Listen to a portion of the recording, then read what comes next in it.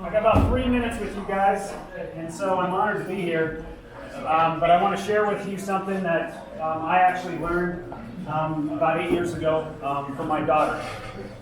But if you have something to write with, I want you to write this down. If I don't stand for something, I stand for nothing. If I don't stand for something, I stand for nothing.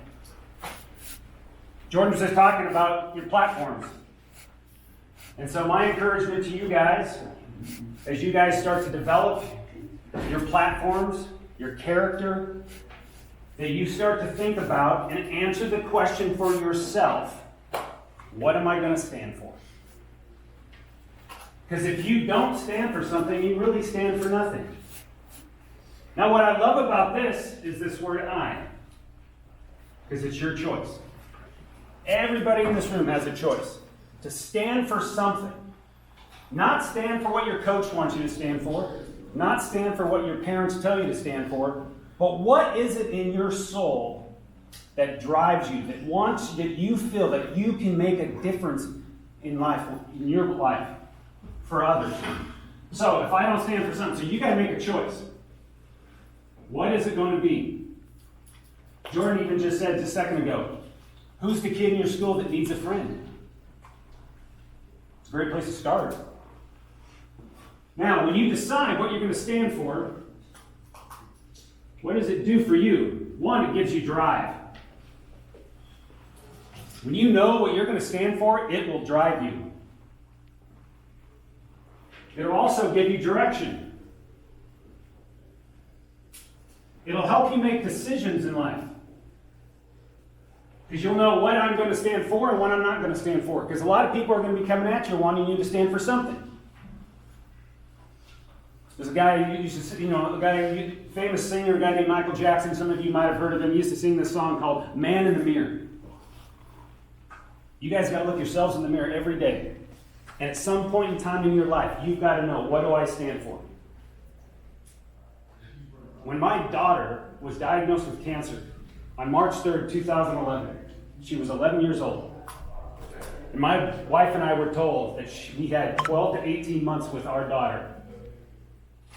I was blown away that my daughter, fighting terminal cancer, decided to start to stand for something. I didn't ask her to. I was trying to save her life. Any parent would. But in the midst of adversity, Jordan had the roof over here, success and adversity. In the midst of Jessie's adversity, she chose to stand for something. And what was that something? Other kids that couldn't leave the hospital that she learned about. Then she created these things called joy jars and started to fill these things with these jars with toys and activities and deliver them to them. She stood for that. She wrote about it. She blogged about it. She used her tiny, way smaller than anybody in here's little platform. She was a 6th grader.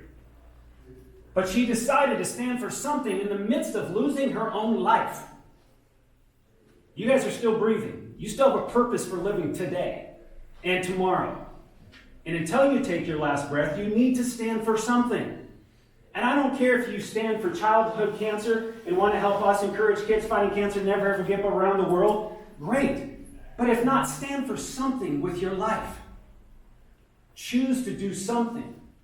Because if I look back and her, so Jessie moved to heaven on January 5th, 2012. So she got 10 months and 2 days fighting cancer. In those 10 months and 2 days, because she chose to stand for something, she didn't stand for nothing, she stood for something. Kids that couldn't leave the hospital. She helped over 3,000 children and encouraged them to never ever give up in joy jars. Go back over here. So here's Jessie, 3,000 joy jars. Because of what she started, now we're out here, 265,000 joy jars to kids fighting cancer in all 50 states. In 40 countries. I didn't tell her to do that. She chose, amongst her adversity, to stand for something. I think that Deshaun Watson, I had the honor of knowing him. He stands for 2 things. A lot due to his own adversity. He stands for Habitat for Humanity because he grew up in a Habitat home. And yes, he stands for the Jessie Rees Foundation, encouraging kids fighting cancer because his mom battled cancer. So your personal thing that you might stand for might come from within your own adversity. Great. All I want you to do is to start asking yourself, what will I stand for? Because what you stand for can create a ripple. If a 11-year-old little girl fighting cancer can create that ripple, think of what you guys can do. And tomorrow you are going to hear from one of the most inspiring kids that I've ever met. Super Kate. Another kid in the midst of his own battle, but he just decided to stand for something. So again, I just want to encourage you to use your life, use your platform. Because again, I finish where I start. If I don't stand for something, I stand for nothing. And I know you all want to stand for something and try to figure that out.